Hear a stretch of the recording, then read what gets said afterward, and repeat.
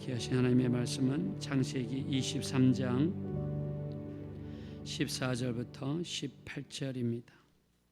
우리 다 같이 합독하겠습니다. 시작.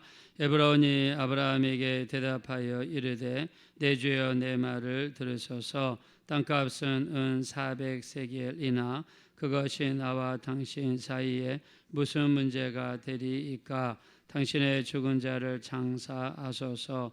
아브라함이 헤브론의 밭을 따라 에브론이 헷 족속이 듣는 데서 말한 대로 상인이 통용하는 은 400세겔을 달아 에브론에게 주었더니 마므레 앞 막벨라에 있는 에브론의 밭 곧 그 밭과 거기에 속한 굴과 그 밭과 그 주위에 들린 모든 나무가 성문에 들어온 모든 헷 족속이 보는 데서 아브라함의 소유로 확정된지라. 아멘.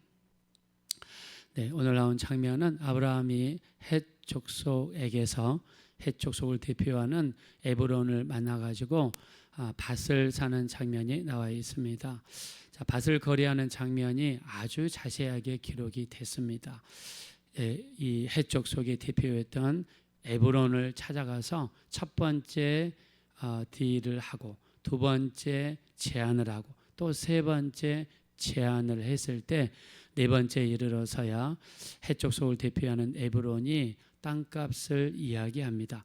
이때 아브라함이 살려고 했던 땅은요, 아무 쓸데없는 정말 버려지다시피 한 밭 전체가 아니라 밭의 일부고, 그리고 그 안에 있는 동굴이고 그 주변에 있는 나무입니다. 자, 이 가격을 에브론이라고 하는 헷 족속을 대표하는 사람은요 400세겔을 요구했습니다. 자, 당시에 우리 주석가들에 의하면 이 땅 값은 한 40세겔 정도 했다고 합니다. 잘 쳐줘도. 자, 그러면 400세겔을 요구한 것은 10배의 가격을 부른 거죠. 자, 아브라함은 이 모든 것을 잘 알고 있었지만 땅값 은 400세겔을 지불하고, 그리고 이 밭과 정확하게 밭의 일부죠, 그 안에 있는 동굴과 주변에 있는 나무를 사게 되었습니다. 자, 그리고 성경에서는 아브라함의 소유로 확정했다라고 이야기했어요. 자, 창세기 23장에 이렇게 아브라함이 땅을 사는 과정을 한 번, 두 번, 세 번 딜을 하고 네 번째에 가서 땅값 은 400세겔을 지불하고 아브라함의 소유로 확정했다고 하고 자세하게 기록한 이유가 있습니다. 이유는 아브라함이 산 이 밭 때문에 이스라엘 백성들의 모든 마음은 가나안 땅에 가 있었고, 결국에 이스라엘 백성들이 가나안 땅에 돌아와서 가나안 땅을 이스라엘 민족의 국토로 만드는 계기가 되게 한 디딤돌, 징검다리 역할을 한 것이 바로 아브라함이 산 밭이기 때문입니다. 자, 그래서 밭을 공짜로 얻은 것이 아니라 은 400세겔이나 바가지를 시움을 받으면서까지 이 밭을 산 이유는 이스라엘 민족이 이 국토를 자기들의 국토라는 정당성, 합법화를 하기 위한 어떤 포석이 깔려 있지 않을까 이렇게 생각합니다. 그래서 땅값 10배를 주고 샀는데, 우리가 당장에 생각할 때 에브론이 10배 이득을 얻었으니까 이익을 본 것 같지만 실제로는 이스라엘 백성들이 대대로 이 땅을 자기 나라 땅으로 생각하게 되었고, 결국에는 이 땅을 차지하는 계기가 되었다는 의미에서 이 아브라함이 이 밭을 산 것은 아브라함이 심은 축복의 씨앗, 이스라엘 민족을 위한 징검다리 역할을 했다라고 볼 수 있습니다. 자, 막벨라 굴을 산 이유가 있습니다. 바로 자기 아내 사라가 죽었기 때문이죠. 자, 나중에 아브라함도 이 굴 속에 죽어서 들어가고 이삭과 이삭의 아내 리브가도 죽어서 이 막벨라 굴에 장사가 되고, 야곱과 야곱의 첫 번째 와이프 이름이 누구죠? 레아죠. 라헬을 먼저 사랑했지만 레아와 야곱이 이 굴 속에 들어가게 됩니다. 그래서 이스라엘을 대표하는 족장들, 아브라함과 이삭과 야곱, 우리가 하나님을 이야기할 때도 아브라함이 하나님, 이삭의 하나님, 야곱의 하나님 이렇게 이야기하지 않습니까? 자, 그래서 이들이 시체가 있는 곳, 바로 이것이 바로 막벨라 굴이 됩니다. 자, 아브라함은요, 이전까지는 땅을 산 적이 없어요. 오늘은 이곳, 내일은 저곳, 풀을 따라 날씨를 따라 옮겨 다니는 유목민이었습니다. 그런데 자, 사라가 죽고 나서 최초로 땅을 구입하게 됩니다. 자, 사라가 죽은 나이가 성경에서 127세라고 이야기를 하고 있습니다. 자, 23장 1절로 한번 가보겠습니다. 1절. 자, 다 같이 읽겠습니다. 시작. 사라가 127세를 살았으니 이것이 곧 사라가 누린 횟수라. 아멘. 자, 사라가 이삭을 낳은 나이가 몇 살이라고 그랬습니까? 우리 지금까지 배웠으니까 이제 기억나셔야 됩니다. 사라가 이삭을 낳은 나이는 90세죠. 아브라함의 나이가 100세였고 둘이 10살 차이라고 그랬죠. 자, 90세에 이삭을 낳았어요. 자, 그러면 이삭을 품에서 얼마 동안 데리고 있었습니까? 127세에 죽었으니까 37년 동안 아들이랑 같이 있을 수가 있었습니다. 자, 사라가 죽은 다음에 아브라함이 얼마나 슬퍼했는지 모릅니다. 아브라함이 아주 대성통곡을 하게 되죠. 자, 2절에 보면 그 이야기 나와 있는데요. 2절 보겠습니다. 시작. 사라가 가나안 땅 헤브론 곧 기랏 아르바에서 죽음에 아브라함이 들어가서 사라를 위하여 슬퍼하며 애통하다가. 아멘. 자, 슬퍼했다는 뜻 원문에 보면은요, 가슴을 치더라, 가슴을 치더라. 자, 애통하다 이 말은 원어로 보면 통곡하더라, 눈물을 흘리면서 통곡하더라. 우리가 어떤 우스갯 이야기를 지난번에 들어보니까 이런 이야기를 하더라고요. 어떤 할머니가 일찍 돌아가셨어요. 그래서 할머니가 이 할아버지랑 이 엘리베이터가 없는 아파트에 사셨는데, 옛날에는 돌아가실 때 대부분 집에서 이렇게 장례를 치르잖아요. 그리고 이제 관에다가 시신을 모시고 이렇게 내려오잖아요. 근데 할아버지가 인부들을 동원해서 관에다가 시신을 모시고 내려오는데 할아버지가 이렇게 이야기했다지 않습니까? 어이 조심하게, 벽에 부딪히지 않게 조심하게, 혹시 일어날지 모르니까, 깨어날지 모르니까 조심하게, 이렇게 이야기했다고 그러지 않습니까? 자, 세상적인 농담이겠죠. 자, 근데 아브라함은요, 슬퍼하며 애통했더라, 가슴을 치며, 그 다음에 대성통곡을 하며 했더라. 실제로 이들의 인생을 보면요, 갈대아 우르에서 저 북쪽에 있는 하란으로 올라갔다가 하란에서 가나안 땅으로 들어왔다가 또 가나안 땅에 돌아와서 그냥 돌아왔습니까? 세겜 땅에서 베델 땅으로, 그 다음에 애굽으로, 그 다음에 헤브론으로, 그 다음에 그랄 땅으로, 다시 가나안 땅으로, 이렇게 이 사라는 아브라함을 따라다녔습니다. 자, 아마 그 긴 세월 동안 타지에서 나그네의 삶을 살면서 아브라함은 자기와 함께 동고동락하며 희노애락을 나눴던 자기 아내에 대한 정말 미움도 있었을 겁니다. 그리고 아브라함은 어떤 사람입니까? 자기 아내를 모른다라고 2번이나 부인했던 사람 아니에요. 자, 아마 그런 수많은 감정들이 폭받치면서 가슴을 치면서 통곡하며 울었던 것 같아요. 제가 이 캐나다에 한 22년 있으면서요, 거기서 신학도 하고 공부도 하고 하다가 10년 정도 목회를 했습니다. 한국에 오기 전에. 그래서 10년 정도 목회를 하고 다음 목사님께 인계를 드렸어요. 자, 근데 지금 새로 오신 목사님이 얼마나 목회를 잘하시는지 교회를 더 부흥시켰습니다. 그래서 그런 모습을 보면 저도 너무나 기쁘고 감사합니다.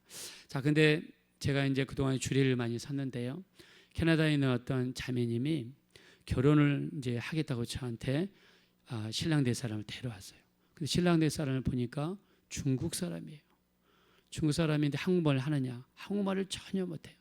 근데 말을 들어보니까 또 중국에 가서 또 살겠다는 거예요. 근데 중국의 그 동네가 그 시골 오지입니다.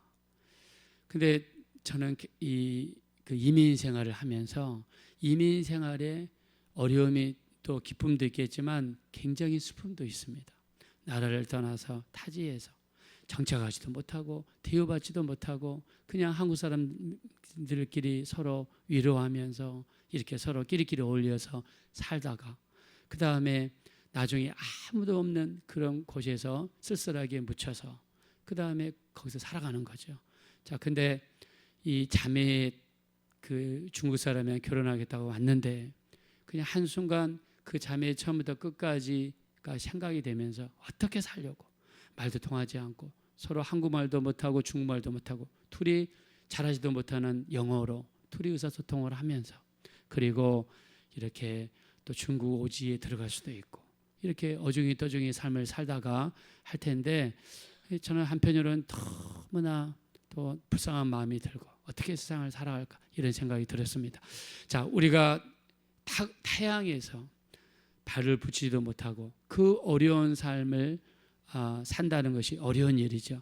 아브라함은요, 그 오랜 세월 동안 자기를 따라준 아내, 자기에게 순종하며 따라왔던 아내, 모든 동고동락을 함께하며 희노애락을 나눴던 그 아내에 대한 아마 서러움, 또 미안함, 불쌍히 여기는 마음이 복받쳤던 것 같아요. 그래서 물론 죽으면 천국 가는 거 알고 있죠.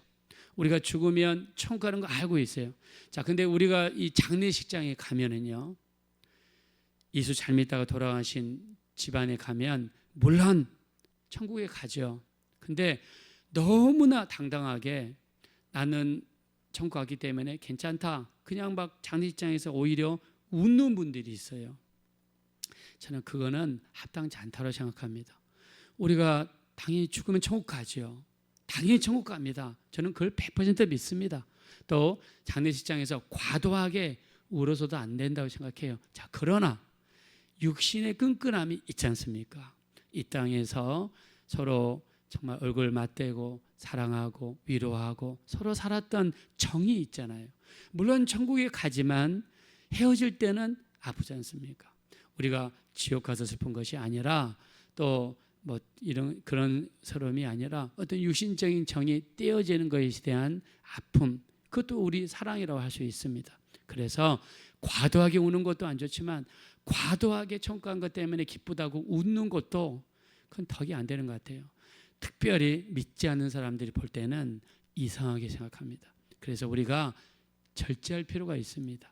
천국 갔으니까 기쁘다, 천국 환송이다, 우리 그것만 주장할 것이 아니라 이 땅에서 살았던 어떤 애정, 끈끈함, 정, 사랑했던 사람 잠시 떨어져 있어야 된다는 어떤 아쉬움, 또 천국 가서 나중에 만날 것이지만, 그래서 장례식장에서 우리가 과도하게 너무 웃거나 그냥 기쁘다만 이야기하는 것보다는, 여기 보십시오. 아브라함은 당연히 사라가 천국 가는 거 알죠.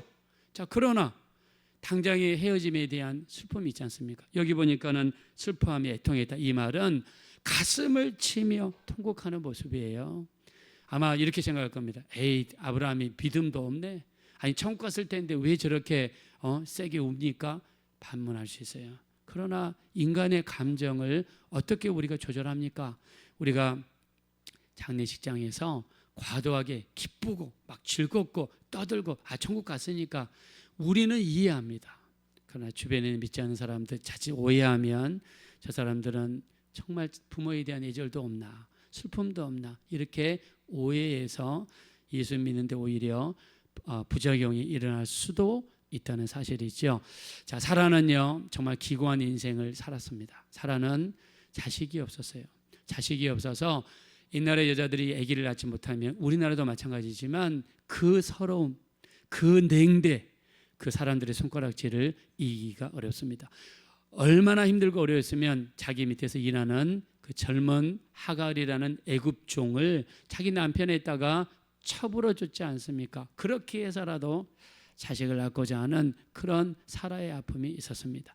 자, 그리고요 사라는요 어떻게 했습니까? 애굽으로 피신을 갔을 때 어떻게 했어요? 바로 왕이 자기를 후궁으로 강제로 풀었습니다. 여러분, 자기 남편을 떠나서 그리고 후궁으로 강제로 풀려가서 앞으로 어떤 일이 벌어질지 모르는 그런 삶 속으로 들어갔을 때 얼마나 두렵고 무서웠겠습니까? 이런 사라를 하나님 어떻게 도우셨습니까? 우리 창세기 12장 17절에 보니까 하나님께서 바로의 집안에 재앙을 내렸는데 우리 창세기 12장 17절에는요 큰 재앙을 내리셨더라. 자, 큰 재앙이라는 말을 들어보니까 그냥 단순한 재앙이 아니었던 것 같아요. 사라가 이 바로의 궁궐에 들어오자마자 이 궁궐에 있는 모든 사람이 느끼고 알 정도로 재앙을 하나님이 그 궁궐로 쳤더라. 그렇게 함으로써 어떻게 했습니까? 하나님이 사라를 보호하신 것이죠. 이 모든 사람이 느낄 정도로, 아니 저 여자가 이 궁궐에 들어오고 나서 이런 재앙이 닥치다니, 저 여자에게 뭔가 있다, 아마 이렇게 느낄 정도로 하나님이 큰 재앙을 내리셔서 누구를 보호하셨습니까? 사라를 보호하시고 사라를 위로하셨던 거죠. 자, 나중에요 그랄 땅으로 갔을 때 아비멜렉이라는 왕이 또 강제로 사라를 잡아가서 자기를 후궁 삼으려고 그랬습니다. 사라는 자기 인생을 아마 기구하다고 생각했을 거예요. 아마 어쩌면 자기 외모를 저주할 수도 있습니다. 내가 어떻게 이렇게 태어나가지고 남자들이 정말 특달같이 달라들어가지고 나를 이렇게 못살게 구냐 생각할 수도 있을 거예요. 근데 하나님이 이런 사라를 지키기 위해서 어떻게 했습니까? 그날 밤 꿈속에 아비멜렉에게 나타나가지고 우리 창세기 20장 3절에 우리가 읽었죠. 네가 저 여자를 범하면 내가 너를 죽이겠다. 하나님이 이렇게까지 나타나셔서 사라를 지키시고 사라를 보호하여 주셨습니다. 자, 그리고요 나이 90이 되어서 어떻게 했습니까? 하나님께서 사라의 태를 열어주셔서 이삭을 낳게 만드셨습니다. 이삭을 낳았을 때 이 이름을 누가 지었습니까? 아브라함이 지었나요? 아닙니다. 사라가 지었습니다. 사라가 자기 아들의 이름을 이삭이라고 지었어요. 이삭이라는 뜻이 무엇입니까? 기쁨이라는 뜻입니다. 웃음이라는 뜻입니다. 내 나이 90이 돼서 이미 경수가 끊어졌다고 그랬어요. 아기를 낳을 수 있는 몸이 아니에요. 근데 나이 90이 돼서 하나님이 몸을 바꿔주셔가지고 아들을 낳게 하시는 기적을 베풀어 주실 때 아들을 자기 품에 안고 나서 얼마나 기뻤겠습니까? 그래서 자기 아들의 이름을 기쁨이다, 웃음이다 라고 하는 의미에서 이삭이라고 지었습니다. 사라는요 어려운 일이 생기면 인간적으로 해결하는 그런 기질이 있었습니다. 아들이 없을 때 하갈을 자기 남편에게 바치는 그런 사람이었죠.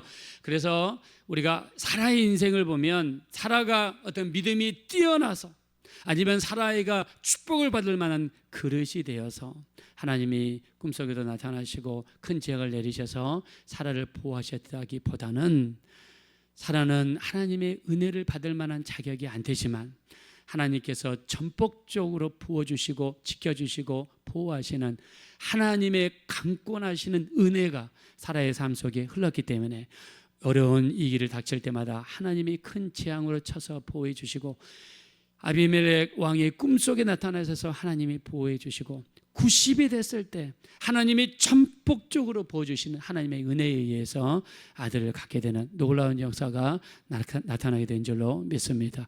우리의 삶도 마찬가지입니다. 하나님 앞에 자랑할 것이 없는 인생이요, 내실 것이 없는 인생입니다. 그러나 하나님이 은혜를 부어주시기만 하면 안 되는 것도 되는 역사가 일어나고 불가능한 것도 가능하게 되는 역사가 나타나고 하나님의 은혜를 부어주시기만 하면 우리 하나님의 놀라운 역사가 우리에게 나타나게 될 수 있을 줄로 믿습니다.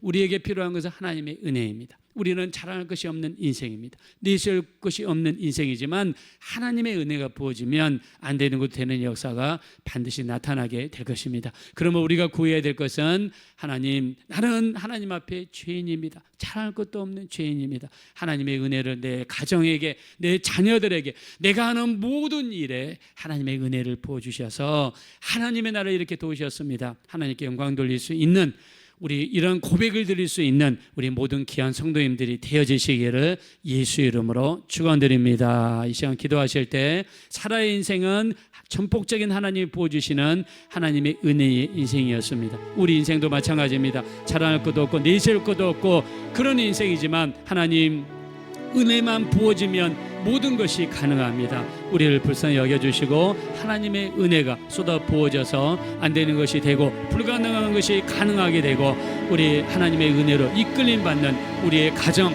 우리의 자녀들, 우리의 삶이 되게 해달라고 합심으로 간절히 기도하겠습니다. 거라시고 잡으라시 하나님 진심으로 감사합니다. 우리 하나님, 우리는 자랄 것이 없는 인생입니다. 내실 것이 없는 인생입니다. 그러나 하나님이 개입하시면, 하나님의 은혜가 부어지면 안 되는 것도 되게 되고 불가능이 가능하게 되고 없는 것도 있게 되는 놀라운 기적의 인생이 되는 줄로 믿습니다. 사라의 인생도 마찬가지입니다. 사라도 하나님 앞에 특별한 믿음이 있어서가 아니라 또 하나님 앞에 기뻐할 만한 행동을 해서가 아니라 하나님이 일방적으로 보여주시는 은혜가 있었기에 사라가 애굽으로 팔려갈 때도 하나님이 보호하여 주셨고 그랄로 팔려갈 때도 하나님이 지켜주셨고 하나님이 이 사라의 나이가 90이 되었을 때 하나님께서 불쌍히 여기셔서 하나님이 이 아들을 주시는 놀라운 은혜를 허락하여 주셨습니다. 우리 힘으로 할 수 없습니다. 그러나 기도하고 맡기고 우리 하나님을 의지하는 자에게는 하나님의 은혜가 나타나서 불가능이 가능하게 되는 역사가 지금도 우리의 삶 속에 나타나게 될 줄로 믿습니다. 우리를 불쌍히 여겨주십시오. 사라가 받았던 하나님의 은혜와 같이 우리 인생도 하나님의 은혜가 쏟아지는 이러한 인생이 될 수 있도록 우리 하나님 능히 도와주시기를 간절히 원합니다. 우리 하나님 불쌍히 여겨주십시오. 우리를 긍휼히 여겨주십시오. 하나님의 은혜로 되게 도와주십시오. 우리를 불쌍히 여기사 성령으로 함께 하시고 우리 하나님 붙들어 주시기를 우리 원합니다. 하나님 역사하여 주십시오. 성령으로 주장하시고 도와주십시오.